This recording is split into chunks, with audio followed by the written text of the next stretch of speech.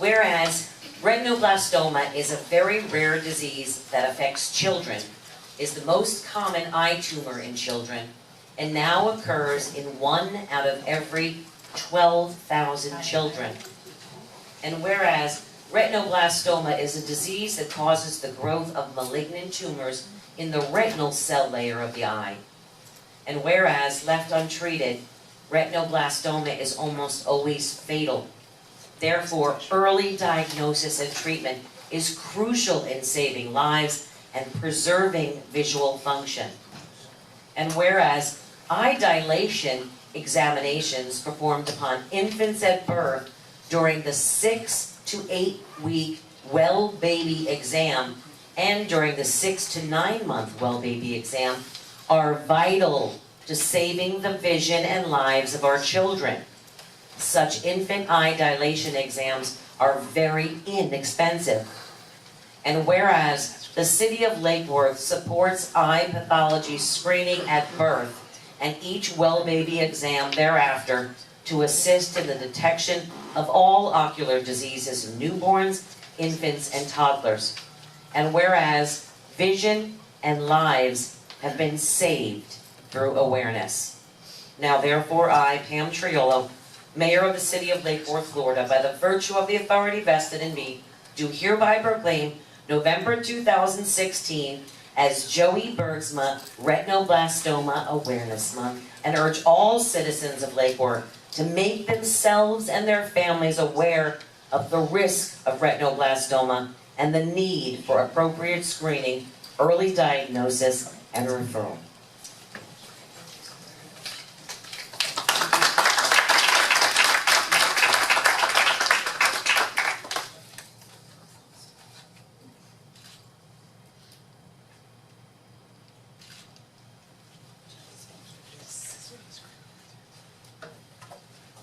Thank you so very much, Mayor and Commissioners, the City of Lake Worth, for continuing to understand the vital importance of early detection of retinoblastoma and all of these ocular diseases and anomalies that present in our children that can take their sight and sometimes their lives, depending on what it is. This is how we're going to give all of our kids the best sight possible. So I want to just go ahead and go over what I learned the hardest way possible to remind everyone. I just did Boo at the Zoo again, and as usual, we still have a lot of doctors not making a room dark. The parents tell me what's going on. I get a lot of thank yous. I mean, some of these kids were babies and now they're in high school. And some of them can definitely see because I sat out there and made them say ophthalmoscope when they were 18 months old. So this is what I do. But hopefully one day we will fix it the right way. Everyone needs to be alert to their photographs. I learned the hardest way possible that when we're in that dim lighting, our pupil dilates. The back of our eye is red in color. It looks like the planet Mars, actually, our retina. And that reflects the light of the flash in that dim lighting. And in that moment, we have an opportunity to photograph eye diseases. And in children, that gives you about a 60% window of doing so. So we photograph cataracts and Coates disease and refractive disorders and optic nerve hypoplasia and, yes, tumors and retinoblastoma tumors. I did not know this. This is not an eye test, but of the clues that are in this little pamphlet, which I hope everyone will get a hold of one of these and read it and share it with another family so they have the information. If you ever get a flash photography picture where you do not get the red reflection, or as with dark-eyed children, very dark eyes do not reflect red. They look normal. But an eye disease can block the eyes from looking normal or reflecting red and reflect in an odd glow in one or both eyes. So just because all your pictures are reflecting red or the eyes look normal, don't think, oh gee, my children have wonderful healthy eyes. That only indicates you did not photograph an eye disease. It does not mean your child is not losing their sight or worse. So, but always, if you get that odd glow in a photo, let's go to an eye doctor right away.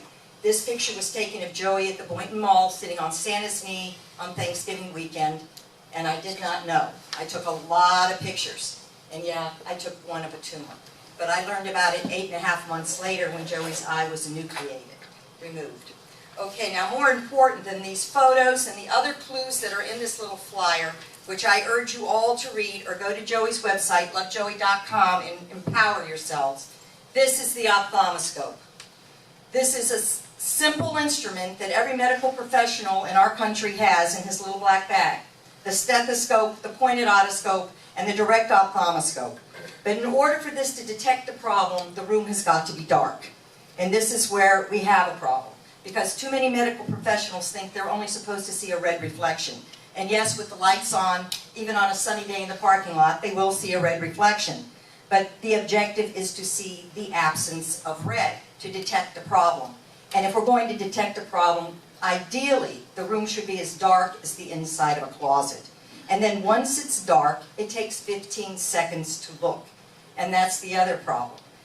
Bing, bing, it's down. They didn't look. If we only listen for one heartbeat, we're not going to detect an irregular heartbeat. We have to listen. So when that room is dark, we need that good 15 seconds looking at the back of the eye.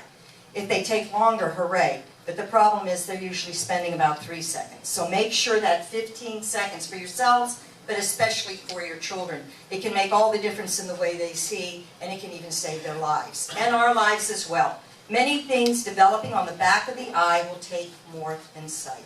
So if this is used properly, it saves lives. Now, through Joey's journey, I learned that this is not enough for a newborn baby. I think Herman's going to push a button for me. We need to dilate the pupil of these little infants, because we only have a 30% chance of detecting with those tiny little pupils. And I think it's right in the center of the screen, isn't it, Dan? Yeah. Yeah. Pretty good at pushing buttons. Anyway, what you're going to see is the nurse dropping a drop in the infant's eye after she weighs the baby at the well checkup. We've been trying to legislate this simple little procedure, because this isn't a, there we go. Well, there we go. So little Emma was just weighed, and now the nurse practitioner is going to drop that little drop in to dilate the baby's pupil, right at the beginning of the well baby visit. The baby can be asleep, she could be in her mother's arms, just the eyelashes need to get wet. This is very easily done. Well baby exam, what we do, because the eyes are not dilated well, is to take a look with film scope. Okay, and the room is still dark, even with eye dilation. Dr. Trotter's been doing this since 1984.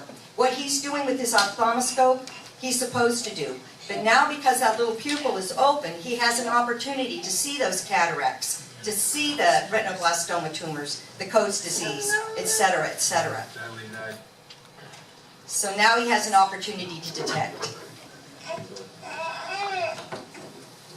And that's it, it's as simple as that. And you just heard it, it's as simple as that. And Emma, I guess, is now in high school, and she has her sight. So it's as simple as that until the next exam.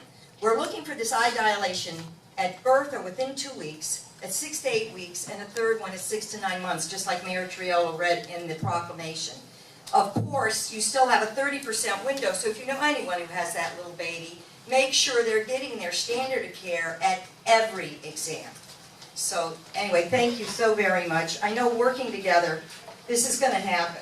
Eventually, we're going to be dilating these little pupils. It took 25 years to get the hearing tests for our newborns. And today, this morning, at the County Commission proclamation presentation, they actually brought up the legislation. I didn't, they did.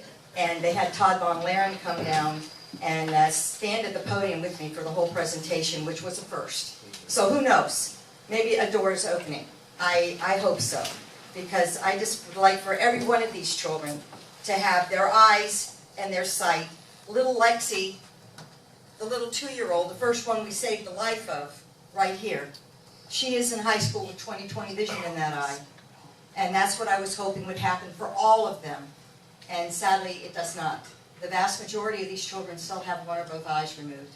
And we can fix this. It's a gift. So thank you so very much for continuing to support this, and hopefully one day I'll still be breathing when it is fixed. Okay. Thank you.